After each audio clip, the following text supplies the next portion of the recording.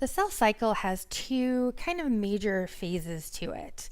The first phase is interphase, and as you can see on this diagram here, interphase really makes up the majority of the cell cycle. So this whole area here is our interphase. And during interphase, a cell is basically just being a cell. It's doing what a cell is supposed to do. It's gathering nutrients, it's making energy, it's performing a function for the body. Maybe it is an immune cell and it's killing off pathogens, or maybe it's a muscle cell and it's contracting in order to allow something to move.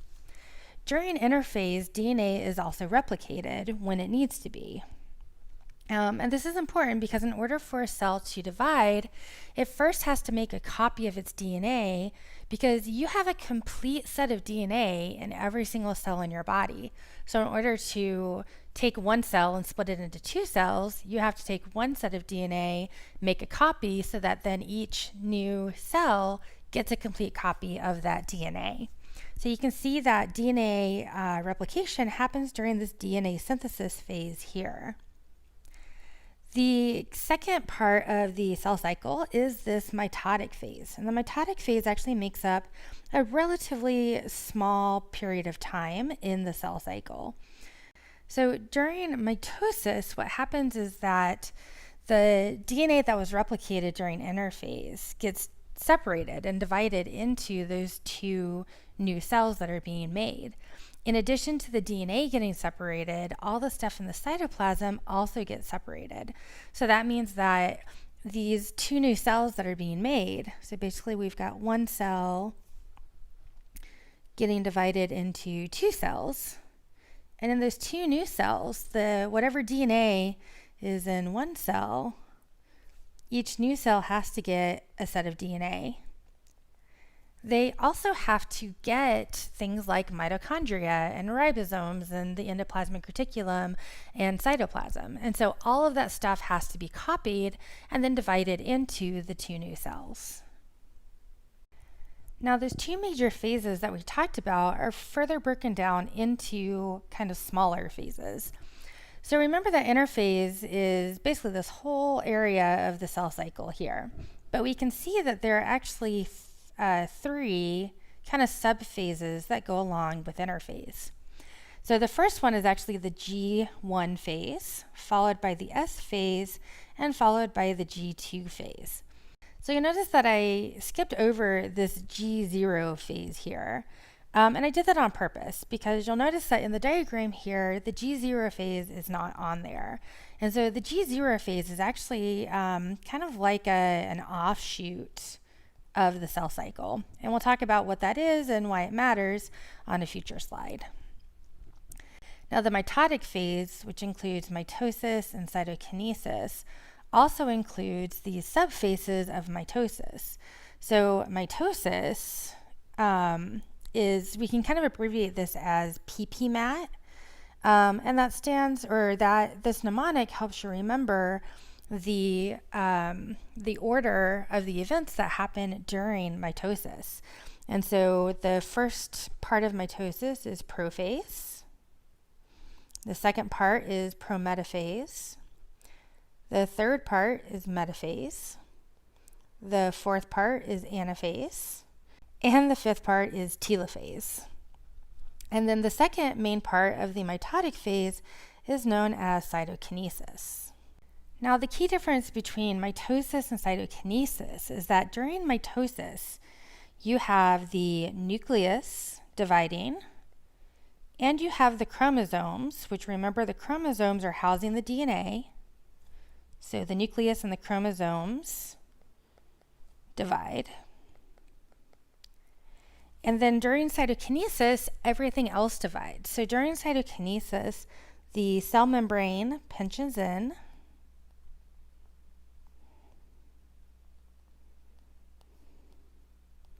to divide the cell into two smaller cells. And each of the new cells gets one of the new nuclei that was created during mitosis It also separates things like the cell membrane. The cell membrane gets kind of chopped in half, and the cytoplasm and the organelles get divided in half so that each new cell being produced, which is called a daughter cell, the new daughter cells are getting a new nucleus full of a complete set of chromosomes, plus they're getting cytoplasm with organelles like mitochondria, endoplasmic reticulum, Golgi apparatus, ribosomes, etc., etc. So now let's talk about that G0 phase that I kind of skipped over on the previous slide. So the G0 phase is kind of an offshoot of the cell cycle, but we still talk about it with the cell cycle because it is an important part of what a cell goes through during its life cycle. Now the G0 phase is also called the quiescent or inactive phase. But I don't really like these terms because it makes it sound like the cell isn't doing anything, and that's not the case. It means that the cell is not dividing and it's not preparing to divide, but it's still doing what the cell needs to be doing. So the cell is still active with regards to it's making ATP. It's performing functions for the body. So, if it's a muscle cell, it's still contracting to move the limb or the body around. If it's an immune cell, it's still attacking pathogens. So it's not inactive. It's not just sitting there doing nothing. It's still being a cell and it's fulfilling its role as a cell. The only thing that's inactive about it is that it's not preparing to divide. So it's not preparing for mitosis. So mitosis is not in the near future. Now this G0 phase does not occur in all cells. So some cells never go into the G0 phase, and so they're constantly replicating. Some cells go into the G0 phase temporarily, meaning that they might stop preparing to divide for a little while until they get the signal to start dividing again. And then some cells go into the G0 phase permanently, meaning that once they are produced, they will never divide again. And that's true of things like nerve cells and mature cardiac muscle cells.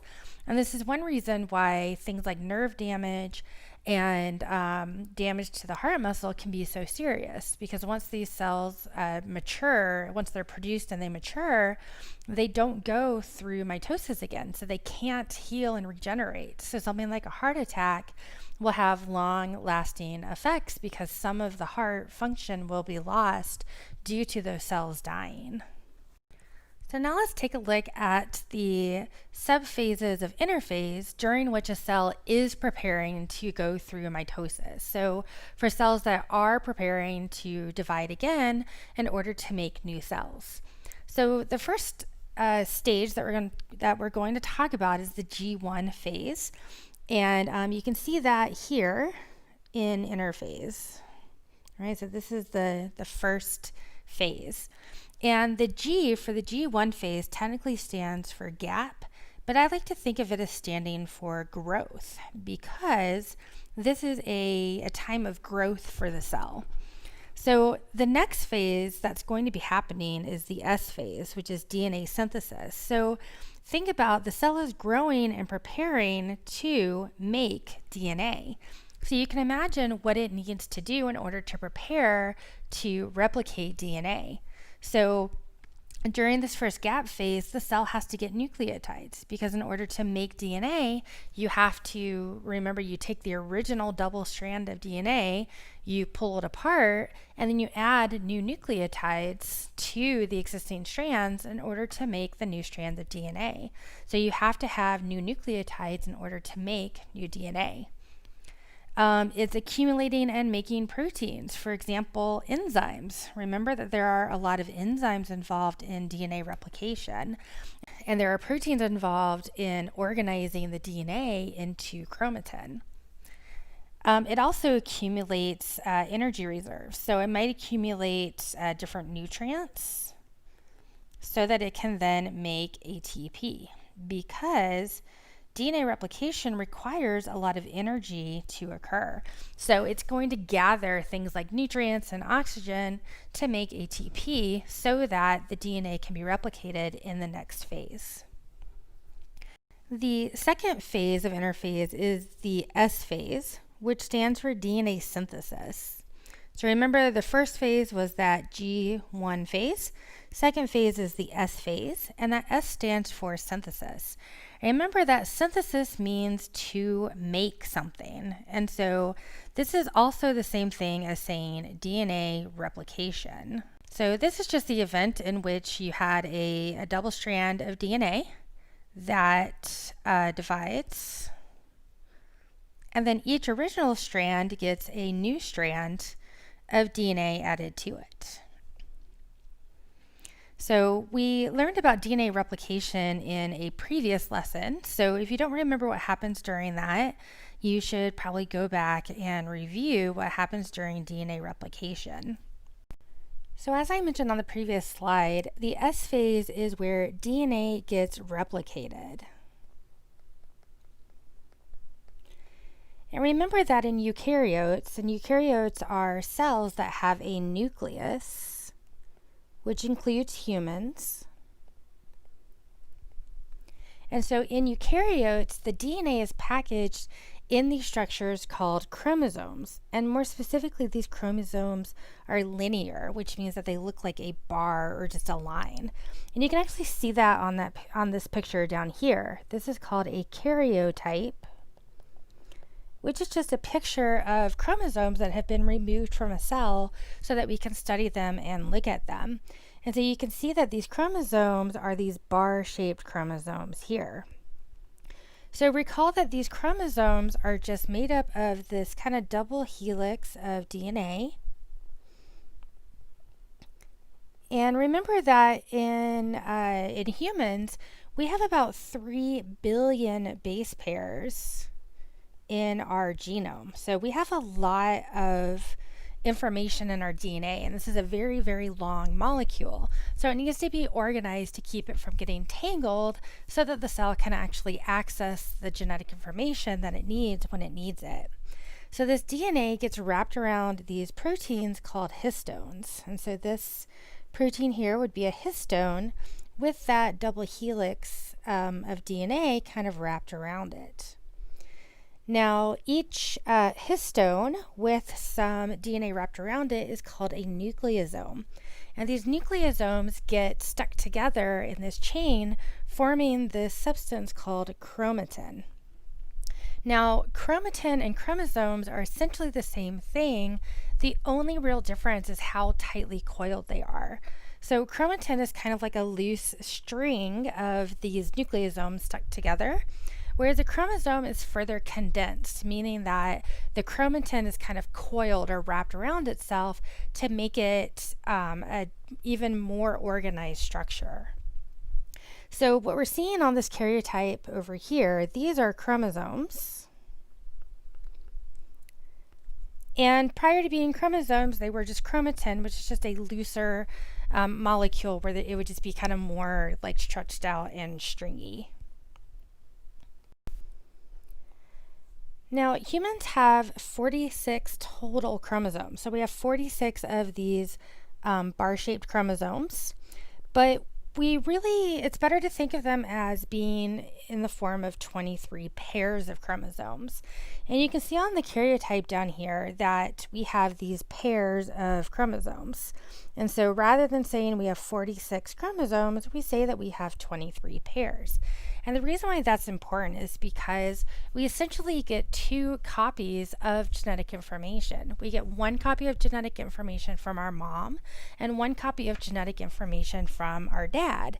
And so your genetics are really determined by the combination of your mom's chromosomes interacting with your dad's chromosomes.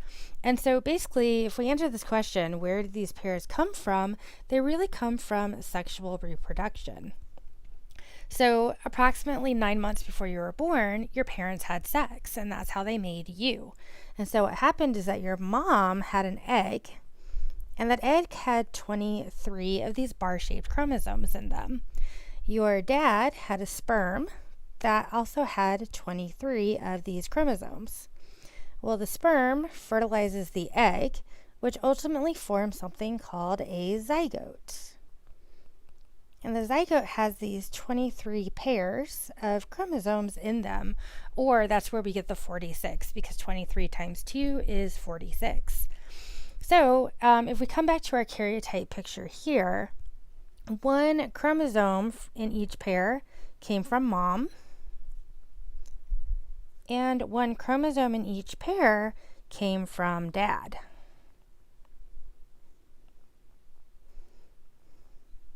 Now, it's important to note that these paired chromosomes are not identical to each other. They're similar in the type of information that they carry, but they are not identical. And we'll talk about that more when we get to mitosis and meiosis. So on the previous slide, I mentioned that in eukaryotes, the chromosomes are these bar-shaped chromosomes. And that is true, but sometimes the chromosomes actually take this kind of X shape to them down here. So what's the difference between the bar-shaped chromosome and the X-shaped chromosome?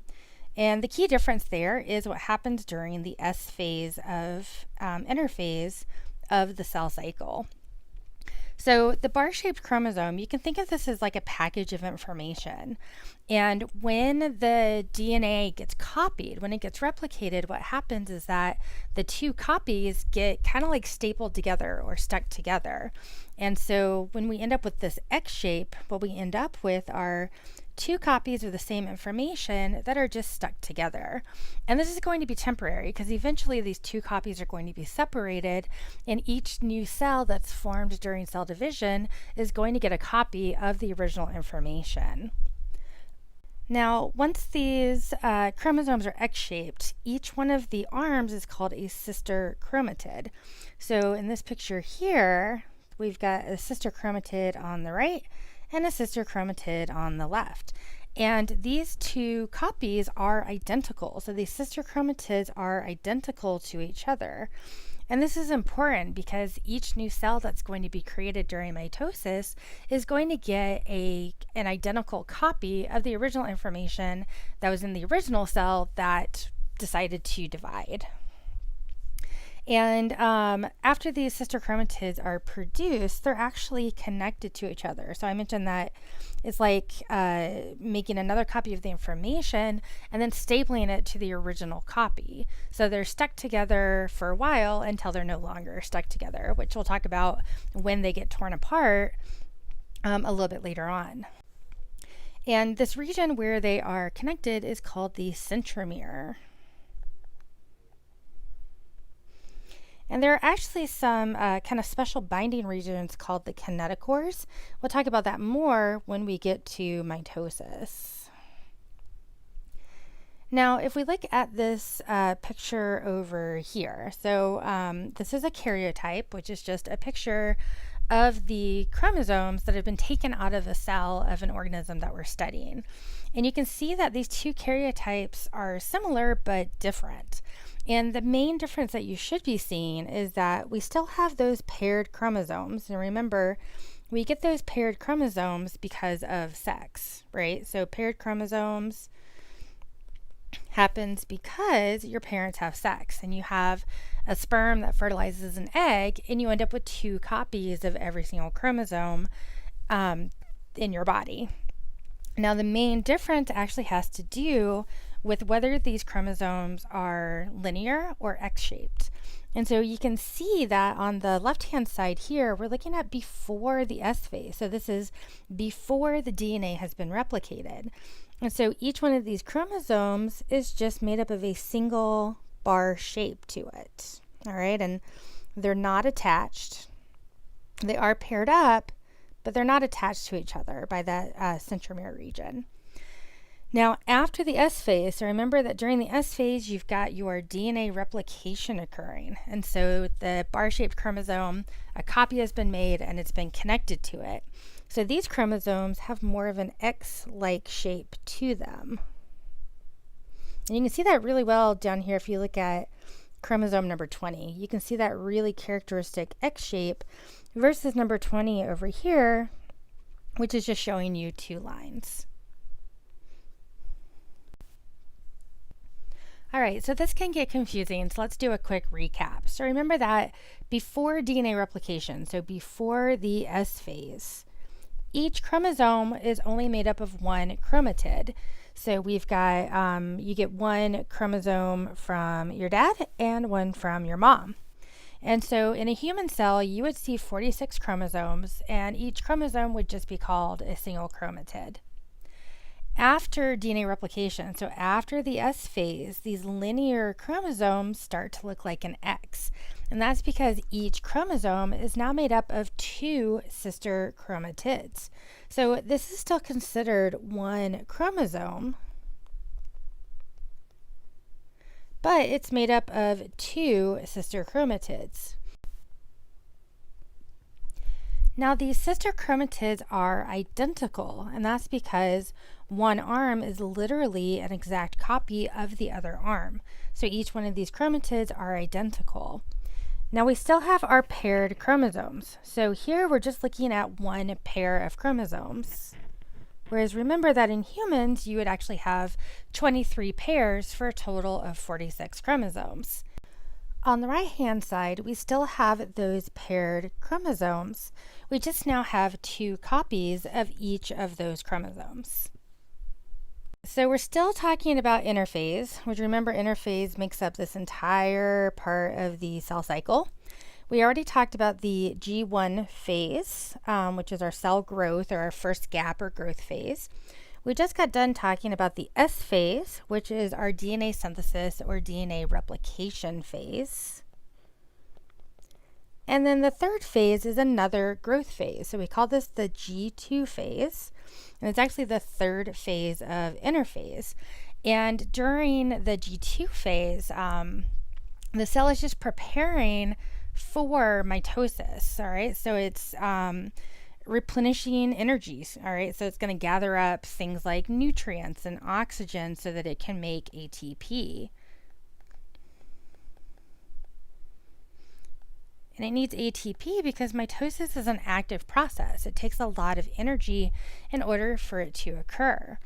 We also need things like proteins in order for mitosis to occur, and we'll talk about what those proteins are. So you can just think of it as another kind of growth and preparation phase to get the cell ready for the mitotic phase.